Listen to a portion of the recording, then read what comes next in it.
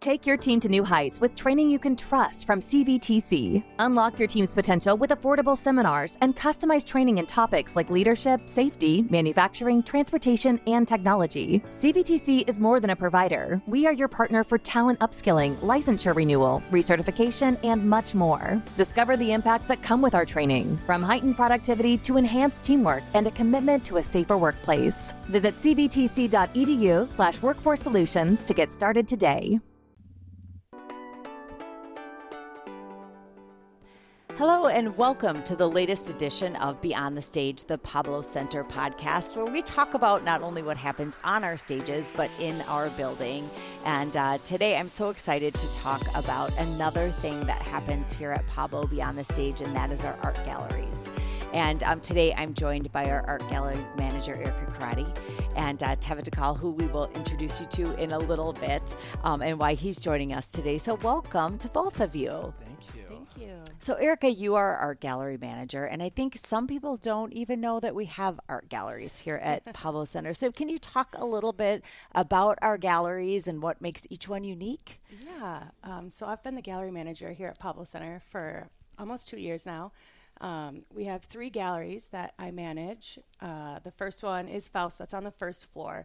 I like to think of this one as more of a springboard to emerging artists, as well as we highlight local heritage months and fundraiser organizations that want to showcase some art here for their organization.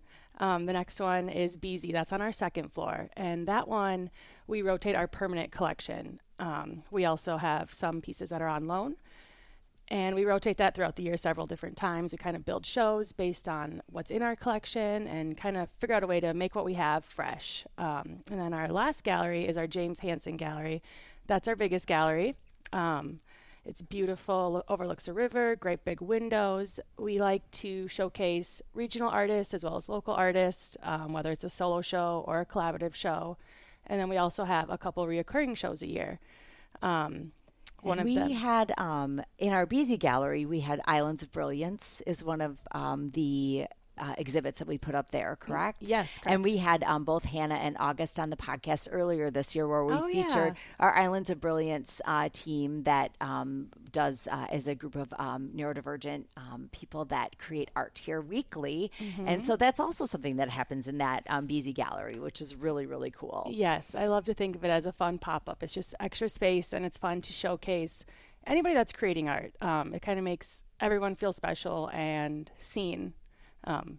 I love that. And in our Jeannie Faust Gallery, which is, of course, on the first floor along Gibson or along Graham Avenue, we just got some exciting news about how you're going to be able to display art in a gallery. Yes, very exciting, long awaited. We are getting it repaired to be fresh and pristine. That's coming up in a few weeks. And then we are installing a beautiful Walker art hanging system, which is going to allow us to hang work professionally, but also avoid all of those constant repairs. You know, we're always hanging art, so we're always repairing it, and we want to make it look nice. We're a professional gallery, so that Walker hanging system is going to help do that. And that was a gift from one of our donors for us to be able to put that in, and so we're so thankful for that. Yes, very thankful. Awesome. Yeah. Let's see. So our reoccurring shows, we've got our Confluence of Annual Art, and we do this every year. And it's so much fun to see all the local and regional artists submit their work. This year, we did a different curatorial approach, slightly more traditional. So we had artists submit their work, and then we had a juror view the work and make those selections, kind of build a show. And then we brought in a guest judge that saw the work live in the gallery and then made their decisions of selecting the winners and all of that. So that's where we bring Teva into the conversation. Well, hello. Hello. Welcome. Thank you. And Teva, tell us a little bit about you and your background and your love of art. Yeah, so I have a tremendous love for art. Before I moved to Eau Claire, 12 years ago, I was a fashion designer. I spent my time between New York City, the Middle East, and Italy. So my love of art really came through thread and fabric and silhouettes. My parents were also art and antique dealers, so I grew up with art. Art was always around me. I started collecting oil paintings when I was 9 years old, and it's only growing. I am not allowed to buy too many more oil paintings. Sorry, Ito. My other half, my better half. So yeah, I came to Eau Claire, ended up working for Williams Diamond Center as their designer, as I knew I'd have to pivot here in Eau Claire, Wisconsin, from fashion to apparently jewelry, diamonds, emeralds, rubies, sapphires, all my things that I absolutely love. And now I'm the owner of Williams Diamond Center. So yeah, it's been quite the journey. Can't believe it. But yes, I've always had an eye and a lot of love for art. And it was funny because Erika and I were talking one afternoon about during this exhibit. And, you know, we were really trying to think outside the box a little bit and maybe just get outside of kind of that normal visual arts community that we work with really on a day-to-day basis. And I thought, well, what about Teva? And I said, let me just volley it out to him. And it was like when you watch a volleyball game and you think you do this great set, and then the other team comes over the net and slams the ball that it comes at you so fast it hits you in the face. Like, Teva responded so fast. Like, yes, yes, yes, yes, yes. Like, well, let me have Erika call you. No, yes. Yes, no, we're in. Yes, We're yes, in. I'm in. Thank I you. don't care. Do you need a kidney? Do you need, what do you need? I'm going to do this. And so that was, I think, so refreshing for us. And so tell me a little bit. I'm going to let the two of you take the conversation really about, Erika, the process, and Teva, like how you felt during this whole thing. And I'll let the two of you go. This is your thing. Yeah, so super excited. I was so excited when I got that email from you, and I was even more excited when I received the email with 150? I think it was close to 200. 200? Yeah. Oh my gosh, 200 gorgeous pieces of art. Like, that experience was insanity. Like, yes. The best kind of insanity, though. Right. I think I said pick 25 to 50, and he came back with 50. It was very so hard. It's very hard. Very hard to kind of, I don't want to say whittle down pieces in, pieces out, moving pieces around, but it really was hard because I found myself drawn to so many things, and how do you possibly eliminate things but to go with your heart? Right. And I think you did such a great job of kind of breaking it down into those motifs that you created. I mean, you kind of have to break it down when you're looking at that much art. What makes sense? What's going to make sense together? And a reason why, because you knew you had to then address these artists, yes. you know, which was probably a little intimidating for you. I had to back up all my choices with real reason. Yeah, reason. But it really was absolutely the most fun. And it was so big, this taking on. So what I did was I just opened up my computer, I got my Photoshop open, and I just took all those little images that, you know, and I just started moving around, moving them out, moving back in. I did this probably for almost 48 hours straight. Honestly, I'm not even kidding. It was in and out and in and out. And I find myself then starting to be drawn to themes or ideas and concepts through color. I mean, when you think of like curating an art show, I think it's a really like intimate space. It's a dialogue that I'm having with art, and art with no context. I don't know who the person is who made it. I don't know the story of why they made it or what's being created for what reason or what they were feeling as they were making it.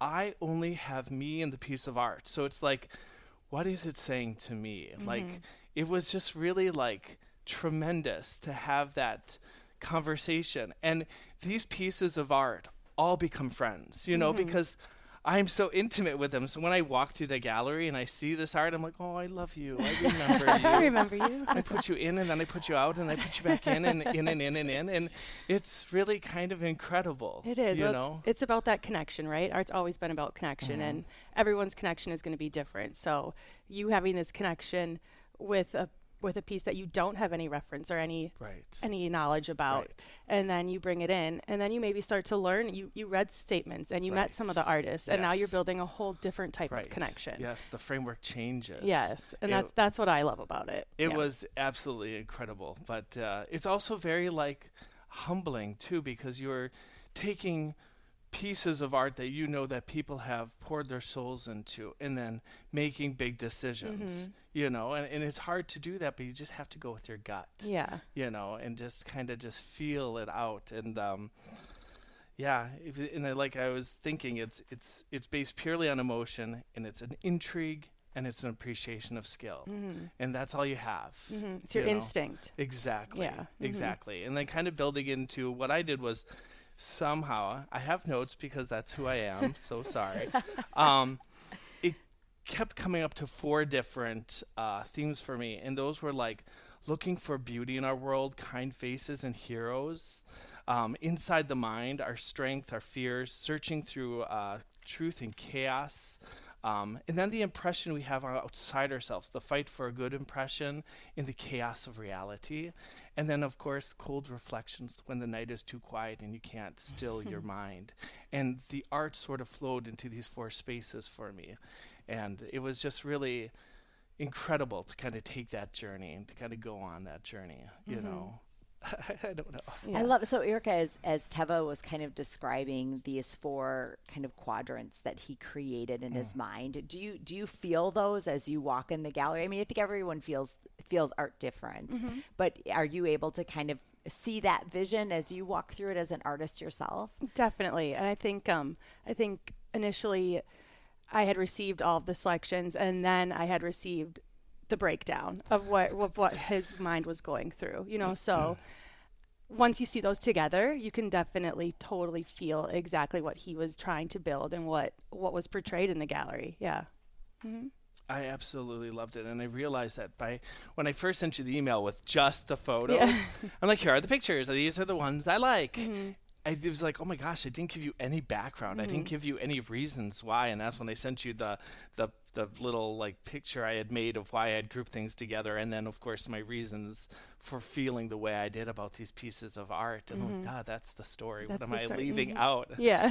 First time curating anything. Hello, I don't, know what I'm doing at all. But I did it with, I think, as much passion as love as I think I could do. Yes, I definitely agree. Yeah. It was and there was this interesting pivot that we did this year that I bet was a little probably crazy in your mind because you gave us this beautiful thing, and then we said someone else pick the winners. Yep. And I would have been like, no. I mean, no. Mine. This is my baby. I must tell you what my favorites are. And we'll talk a little bit about that. So to turn over this incredible juror selection to someone else to judge. And so tell me a little bit about, Jerica stepped in and became our judge. And it was really the first time we've ever had something jured and judged by 2 different individuals. I think that's very cool. It was very cool. I mean, it was nerve-wracking, right? It was a change. It was a change, and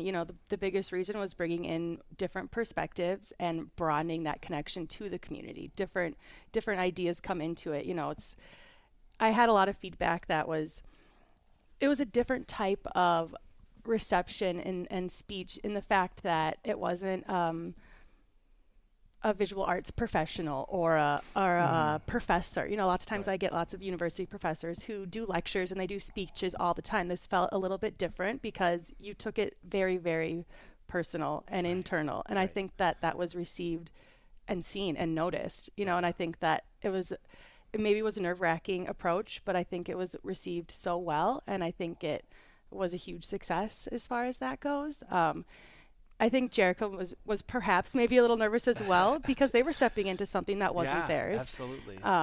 It's hard to judge art. It was. And I think that they were pleasantly surprised, especially when you met for the first time and you guys are now best friends. Yes, BFFs forever. I love you, Jerica. Yeah. If you're listening out there. But I think what you guys did was really smart too, in the sense that, any space can become it can become, what am I trying to say here? It's like when you keep doing the same thing over and over again and you have the same opinions over and over again, well, you haven't opened up the dialogue to other people. And I think when you think of the people who go to art galleries, they aren't necessarily art professors or high-end artists themselves. We are people that are just walking in and have a love for beauty and sometimes the lack of beauty. And I think those 2 things, beauty and the lack of beauty, I'm going off on a tangent here, are really the things that keep us present in life. You see something beautiful and you stop and you take a moment, And I think what you guys did was by inviting people in who are not traditionally in the setting of juror or chooser of, or curator, let's use correct words, curator of art, I think was really smart because it's really is about the people on the streets, right? Like we walk into a gallery, we're also the people who are purchasing art. We're also the people who are going to hang it in our walls and in our dining rooms and wherever else. I mean, that was really cool. And I thought it really gave, of course, I say from my perspective, it gave a new perspective to the way we look at art in our art scene in a really important space like the Pablo's Most Fabulous Gallery. You know, that's a big deal. And I know that there are people who hung in that gallery because they came up to me at the show and said, I have never hung in any gallery. You know, I've never been chosen, and here I am at the Pablo. I had one lady cry, and that was, to me, really special. And I said, what you do is beautiful. Obviously, I chose it, and it's on this wall for a reason. So it is nice to have new perspective. Yes. You know, and it just brings in other ideas and thoughts and what, you know, beauty is or what we think an art show is. Right. Bring down those walls and stigmas a little bit and let everyone know that they're welcome here and that they're able to be here. 100%. Yeah. The artist who I chose for Best in Show, Colleen Denning, so impressed by this woman, but she had such fear of submitting her piece of art. She hasn't submitted anything since grade school. My goodness. I know. And here she decides to do this. This is such a big deal. It takes serious courage and serious bravery to put your art in front of people who you don't know, to be able to handle the things that you love. And here she does this. There's her first art show she's ever gotten into as an adult. And here she wins Best in Show because she is incredibly talented. And I can say that about everybody who hung in that gallery and everybody, honestly, who submitted. There's so much talent here, and that has to be celebrated. And there's a great diversity of talent in our art scene. But I think it's things like that. You guys should really applaud yourself for just like stepping out of the box and thinking about doing things differently. And I think that's what's so great about you guys here at the Pablo is you allow for that space for artists in our community. And I think it's interesting because Jerica chose her Best in Show, and Teva quietly in his own mind had chosen his Best in Show as well. And so that evening you realized you had both chosen the same piece, which I think is really, really beautiful. And of course, an artist who hasn't submitted since elementary school, and to see the joy. And I think, you know, sometimes, you know, the affirmation that you might need to just maybe make that next step and say, you know what, maybe I am good at this. Right. Yeah, and exactly. I have this knack that I've never given myself permission to either explore greater or to share with the world. Just put yourself out there. Right. You know, and Erika, as an artist yourself, you know, you share your work beautifully. And if you've ever been at any of our music festivals, you have run into Erika's work in our community as well. Incredible. And so that is, as an artist, I would assume that is sometimes nerve-wracking to put your art out there. Well, the biggest thing is the imposter syndrome, which I don't know any artist that doesn't have it. Most people have it. But especially artists, you don't think you're good enough. You don't think that you're good as the person next to you. You know, I think that was a lesson I learned in college was don't compare your work. It's impossible. You have to compare your work. That's just nature. That's just natural. But stop comparing your work. Live for yourself and believe in yourself. A lot easier said than done. Right. Yeah, we can give those lectures really easily, right? But sometimes we don't do it in the mirror. Yeah, right, for sure. But yeah, I love making art at the music festivals. I love making art in a public setting where I'm talking to people and people are literally watching me. It's my favorite thing to do. Which is so interesting because I bet there are artists that would horrify them, right? I'd be like, don't watch me work. They wear headphones That's exposure. and sunglasses. That's exposure. You're very brave. She is very brave. She's an incredible artist. Yeah. She's an incredible artist. Wow. I like the free music tickets, but right. I mean, yeah, it's how you gotta have stuff like that. Yeah, it's how she gets her way into all these music festivals. But you know what? You know, I do it by bringing production. You know, operational advice to music festivals. So we all find our way in the back door somehow, right? We all end up credentialed at the end of the day. It's just how we get there. So I think one of my favorite stories is there's a piece in the gallery, and it's a catcher from the Milwaukee Brewers. Yeah. And I love this story because you referred to it as the warrior. Yes. And I said, you mean the catcher from the Brewers? And you're like, what? And I don't think you realized it was a baseball player. I did not. It really read to me as this very stoic warrior. I saw it too. He was a hero, so he felt like part of my storyline. He was just an incredible stance. But yeah, after Kathy pointed that out, I'm like, oh yeah, that's the B, right? Or whatever. Well, and it was it was so different for me because what I saw was, oh, it's the catcher from the Brewers. Right. And you're like, and because it started because Erika, someone had mentioned that there was kind of this warrior native theme kind of moving throughout the gallery. And you said, yes, like this warrior here. And I was like, that's just black eye so that they don't get reflected from the sun. And so for me, it was such a beautiful paradigm shift to be as someone who's learning more about art, right? I was able to change my perspective on really what a beautiful look at his eyes, look at his concentration, look at his focus, and the beauty of the black eye underneath, and I knew the like the logistics of the surface, right? But to see what you saw underneath that, I was like, oh, maybe he is more than just the catcher from the Brewers. Well, that probably speaks to my lack of knowledge in the world. That's okay, but like that's why it came together so beautifully, right? So somebody who walks in who maybe doesn't love art is like, sweet, that's so and so, right, and that's our connection, right? Or maybe they just, we've got Pat Murphy, the general or the manager of the Brewers, is going to be here speaking, and cool. So there's a ton of people that will be walking through the Pablo Center here to see the sports. So there is kind of this confluence of art and how it's created and built, all and in one stream. How everyone sees things so incredibly different. And I loved everything about that moment. And I've told the story a million times because it's one of my absolute favorites. Because there are things that you talked about in art that I'm still learning, right? Because that's new and fresh for me. But if you want to talk baseball, I can do it all day long. So. It was just interesting.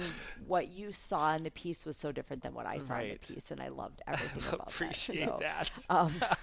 And it's a great story that we will laugh about and tell forever. I love it. So. Anyway, I'll let you two continue to talk about the exhibit, the Confluence of Art. Erika, it is all local artists, correct? Local and regional artists. Local and regional artists. And how would somebody become a part of the exhibit? How would they submit their artwork? So on our website, there'll be an open call for artists under our visual arts tab, and that's where you'll see any open calls that we have, and you'll see some instructions and details for the exhibits. And currently, you just submit your art directly to me, and then I will reach out and kind of take it from there as far as those details go. And is this a year-round process for you, or do you kind of open up submissions for that? Because the Confluence of Art is one of our annual exhibits that does feature specifically local and regional artists. When do those calls usually go out?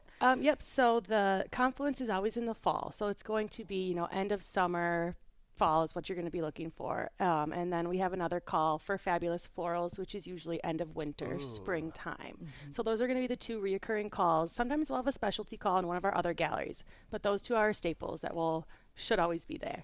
And Fabulous Florals, we're going to talk about that one because it's, it's all fresh floral. So it's a very brief exhibit. Yes. So it's all art that exhibits florals. Yeah. Okay. Well, I can tell you about it. No, it's like live floral. Oh, seriously? Yeah. So the room smells incredible. I just go down there and sit and smell. Yes. Wow. It's one of the community's favorite events. So we get submissions from artists, and then we select those in-house juror, and then we pair it with local florists in the community that then have to build a bouquet or arrangement based on that painting. But what's so unique is the painting's not a picture of roses. It's a painting of a house or a dog or, abstract something. So it's not an obvious representation. It's not like so it's a very interesting conversation that's being had between the two. And the florists really get a chance to be creative. I think florists are artists, but they're doing their art in a different way, Absolutely. So for them to kind of turn a bouquet into maybe more of a 2D, how to build that conversation. I think that the florists enjoy it, but it's a time crunch. This is so exciting. How long have you guys been doing this? This has been going on since we've opened. Yeah. Oh my gosh, where have I been? Don't even comment on that. That's incredible. Yeah. This not at a Brewers me. game. No, I wasn't there. I didn't know. I will go. I promise. I swear. So Erika, the juror selects the piece of I'm going to call it hanging art. Okay. So it's a painting we a accept drawing. some 3D, but usually we're primarily seeing 2D pieces that are going to go on the wall. Therefore, the flower arrangement can go on a pedestal in front of it. So you challenge the floral artist to complement or contrast or whatever they choose to do off of the painting. Yep. And do the artists speak? Nope, the artists don't speak, and this is all public vote. So then we invite all the public to come in here. How cool is that? All the public will come in here and vote on best in show and best pairing. There's 3 different categories, so it's all public vote. I love this. I love this. Yeah, it's a lot of fun. But submissions for that start when? Submissions for that are open right now. They end February 2nd.